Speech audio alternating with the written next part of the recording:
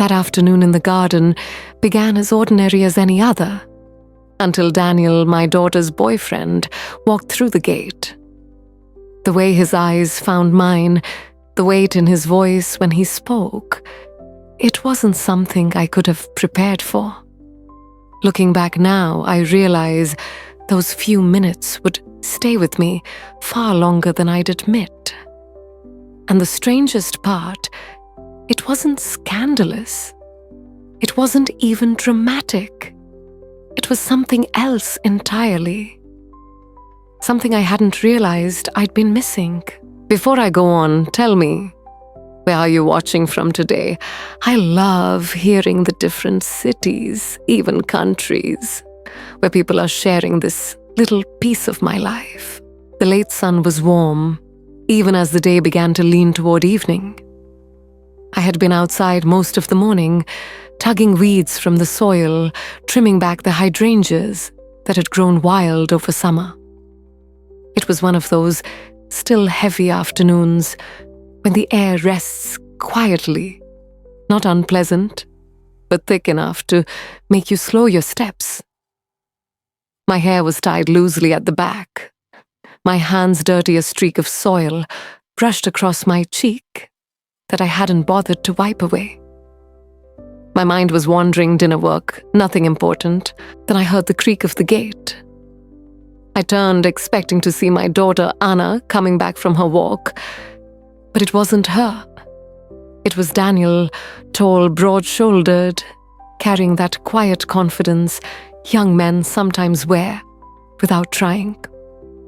He wasn't smiling exactly, but there was focus in his expression. Clara, he said, his voice low, but carrying easily across the yard. Can I talk to you? I blinked, brushing dirt from my gloves. Of course. Is everything all right? Anna's inside. He shook his head. She's still at the store. I came early and to see you. The way he said it carefully, as if he'd measured each word, made my stomach flutter in a way I didn't want to name. I told myself it was only surprise. Nothing more. Daniel stepped closer, gravel crunching under his shoes. The sound felt louder than it should have in the quiet yard. His forehead glistened with a faint sheen of sweat, his hair curling just slightly at the ends from the heat. He stopped a few feet away, leaving space, but the air between us felt charged. Something unspoken, undeniable. He hesitated, looking down at his hands before meeting my eyes again. I wanted to thank you for everything you've done for Anna, for us. You've been kinder to me than I expected. His sincerity caught me off guard. I gave a small smile. Daniel, you don't need to thank me. You make her happy. That's what matters.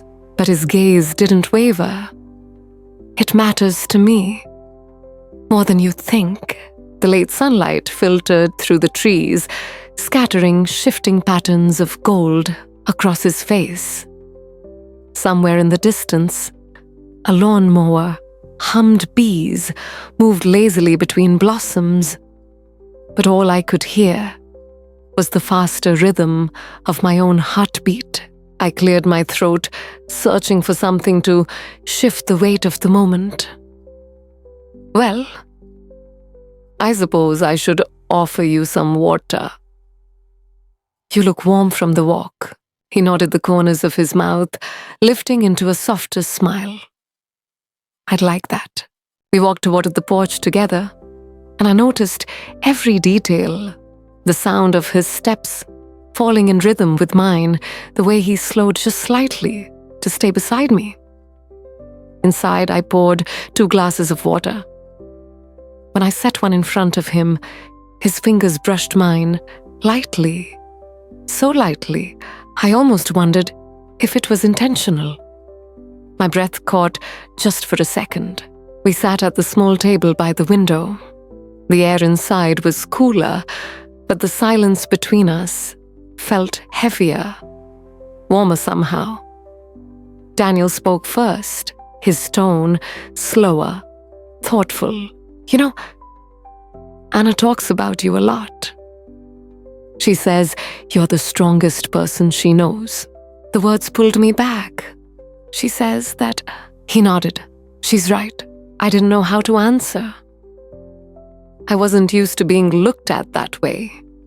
Not by Daniel, not by anyone, not for a long time. It wasn't romantic, it wasn't inappropriate, but it was personal. Deeply personal, as though he saw a part of me I kept hidden. I turned my eyes to the window, watching a sparrow land on the fence. I just tried to do my best for her. That's all? That's not all, he said, his voice firm but gentle. You've done more than you realize. And I want you to know, I notice. The words hung between us, simple but heavy, filling the quiet in a way that made it impossible to look away.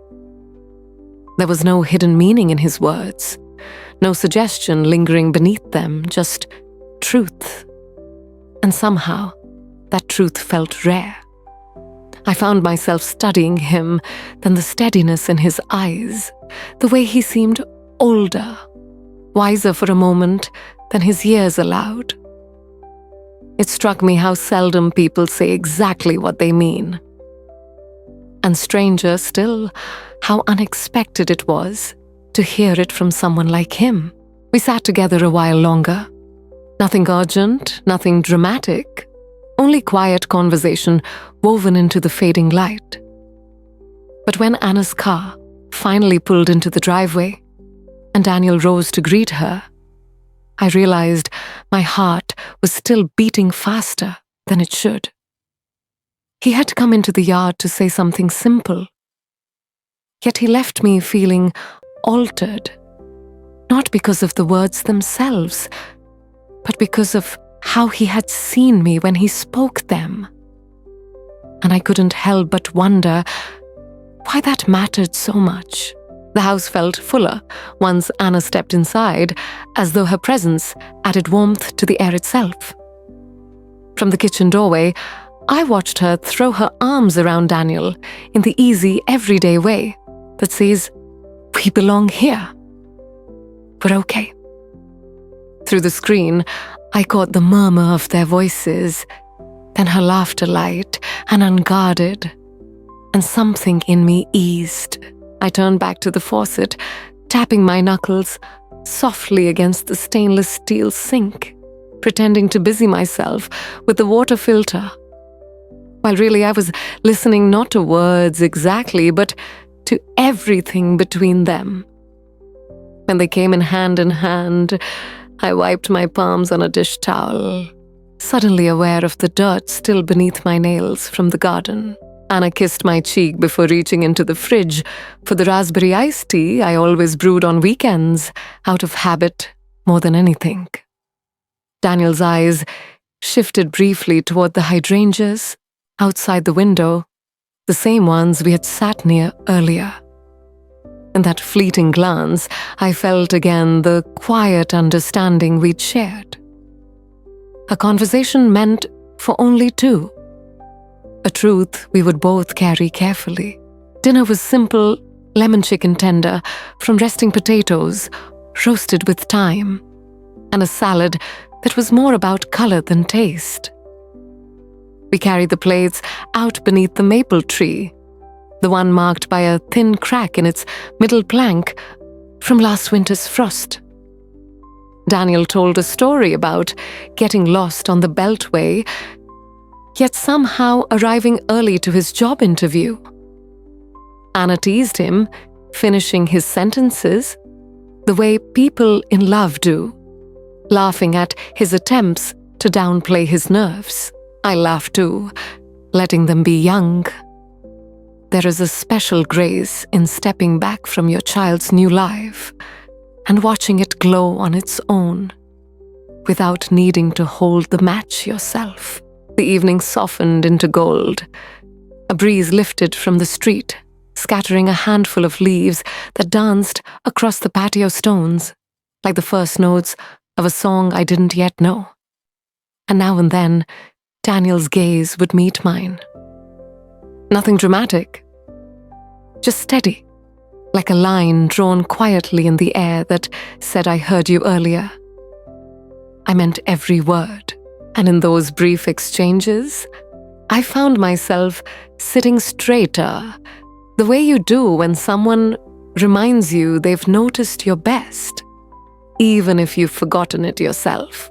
After we cleared the dishes, Anna realized she'd left a bag at her friend's house. "It's just across town," she said, already halfway to the gate. "I'll be back in half an hour. Don't wait for me to start the movie." She hesitated, giving us both a conspirator's grin. "Try not to talk too much about me while I'm gone." I smiled. "We'll keep it boring." She blew me a kiss that missed its mark before jogging down the path, ponytail bouncing with every step. And just like that, the yard fell quiet again, the kind of quiet that feels like the world holding its breath. A streetlight flickered on by the fence, unreliable since spring. I kept meaning to call someone about it. Inside, I gathered the glasses, but Daniel reached first. "Let me?" he said gently. "You cooked." We moved around the kitchen together, not exactly in step, but in rhythm. Me rinsing him drying, me stacking him carrying. When the last dish lay upside down on the rack, we paused at the same time, leaning back against the counter, like we'd arrived at the same resting place without speaking. "Thank you for earlier," I said at last. My voice was soft, but it didn't feel small for saying those things. I think I needed to hear them more than I realized. He nodded steady.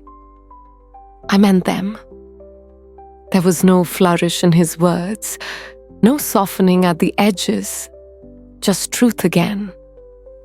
Daniel swallowed his gaze, shifting toward the window, where the streetlight flickered, failed, then steadied.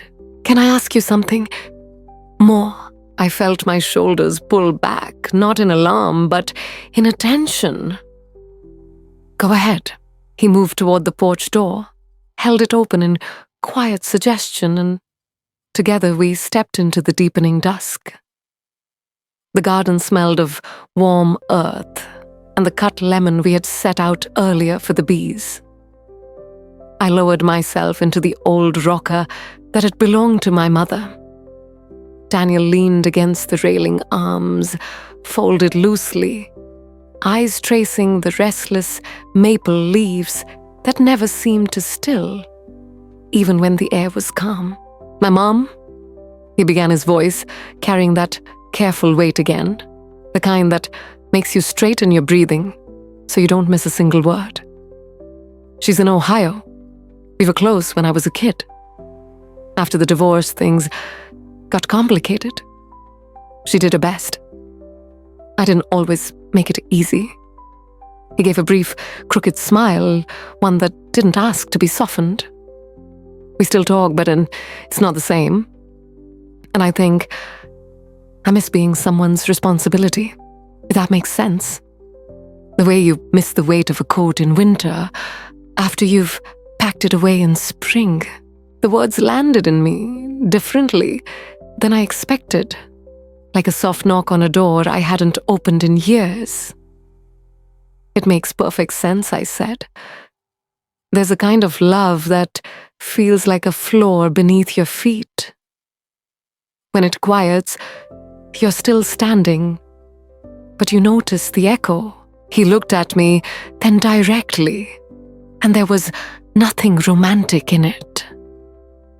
Nothing asking for anything but honesty. "When I say you've been kind to me," he said slowly, "that's what I mean. You've been that floor. His voice thickened just slightly. And I wanted to ask, if you trust me with something important about Anna. A ripple went through me. Protective, yes, but not defensive. It was the same ache I'd felt when she first learned to drive fear and pride wrapped tightly together. Go on. He turned the simple band around his finger, a ring without weighty meaning, not yet. I want to ask her to move in with me. By fall, we've talked about the future, but I don't want to rush her or make it about convenience. I want it to mean that I'm choosing a life with her. I've been saving for a place that isn't just blank walls and plastic blinds, a place with room for her art. A porch where you can sit and actually hear the rain. He exhaled. I guess I'm asking for your blessing or your advice. Maybe both. His words surprised me in the gentlest way a surprise can. My first impulse was to pull out the measuring tape of logic, to interrogate timelines, to search for red flags. But another part of me, the part that remembered him drying dishes beside me earlier, without turning gratitude into a performance, leaned forward and felt something in me unclench. You don't need my permission, I said softly. And I meant it in the most liberating sense for both of us. But I do appreciate that you want my blessing. It tells me you understand Anna doesn't exist in a vacuum. She belongs to a web of people who love her. He waited. I let the silence stretch long enough that my answer would have weight. Moving in together is a big step, I said at last, tasting each word before releasing it. It's not just sharing a closet or a calendar. It's deciding whose hurt matters on a Tuesday night and whose joy you prioritize on a Saturday morning. It's seeing the sharp edges of each other's moods and not using them as weapons later. Daniel nodded, his eyes fixed on the porch floorboards, like a student taking notes with his spine. But I added, and a smile touched me. Then, like the first spill of sunlight through blinds, I've seen the way you carry the heavy grocery bags without turning it into a show. I've seen you apologize for being late without drowning it in excuses. I've seen you listen to her talk about things that mean everything to her and nothing to you, and remember them anyway. That's not common. And it's what matters most. When the paint chips or when the heater rattles at 3 a.m. He laughed softly. It already does, actually. As for advice, I continued, don't make it a grand gesture, just for the sake of it. Make it a true one. Choose a moment when she's most herself. Maybe when she's painting in old jeans, or when she's telling you about a book that made her cry. Walk into that moment and say what you're saying to me now. Plain. Without decoration. That's how she'll feel the floor beneath her. Daniel's jaw shifted in that quiet way men do when they're absorbing approval they hadn't dared expect. He drew in a long breath, and for the briefest second, I saw the boy he had been hovering just behind the man he was becoming. Thank you, Daniel said quietly. I didn't want this to be about trying to win you over. I just wanted to be worthy in a way that would make Anna proud to bring me home. You are worthy, I told him, as long as you keep choosing the small right things. Big victories are built out of the tiny ones. The streetlight flickered again, then steadied. A moth thumped softly against the glass before drifting away. Somewhere down the block, a dog barked twice, then gave up on the effort. Daniel cleared his throat. his hands settling back onto the railing like he needed the wood beneath him to ground what was next. There's one more thing I didn't say earlier. When I came into the yard this afternoon, I had this whole speech in my head. It was polished, rehearsed. I was going to list every plan I'd made, every budget I'd drawn up, the next 5 years, mapped out like proving I deserved Anna was about bullet points. But then I saw you in the garden dirt on your cheek hair loose, and I realized polished wasn't right. So I told the truth. Maybe I was saying it to my mother too in a way. But mostly I wanted to say it to the woman who raised the woman I love to stand up straight. I looked down at my hands and found them steady. The old urge rose to deflect with humor, to brush off his words as too heavy. But for once, I let the compliment land. I let myself be the person he saw instead of folding into the smaller version I sometimes become when no one is watching. Then I should tell you a truth, back I said. When you thanked me earlier, I heard something I haven't heard in a long time. I heard that the quiet, practical parts of me still have light on them. Women my age, we can feel like our best stories are the ones we tell about other people. Today you reminded me I'm still the main character in my own. He looked as though he wanted to step closer but didn't. The restraint wasn't distance. It was respect, the kind that leaves room open instead of shrinking it with need. I'm glad he said simply, "You should be a main character." You are. We sat with that truth in silence, not needing to fill it. The night settled closer. I breathed in the basil on the porch, lemon and pepper and green. A car turned down the street, headlights brushing over the fence posts, like a hand running across piano keys. Finally, I stood. Let's fix that light before Anna gets back. Partly to break the spell, partly because tackling something ordinary together felt like the right coda. We rummaged in the old tool cabinet, found the wire connectors and the ladder, with one wobbly leg. We both instinctively avoided.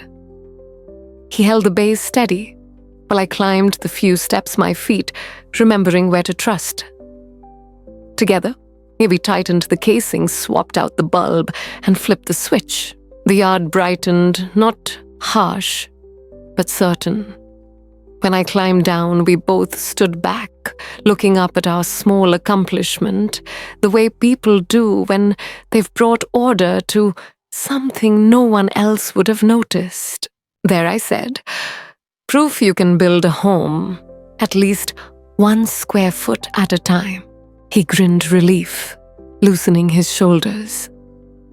"We'll start with the porch light and work our way up." We were still smiling when Anna's car pulled into the driveway. She hopped out with a cheerful, "What did I miss?" Her eyes went straight to the glow above the porch. Oh, did the light finally decide to behave?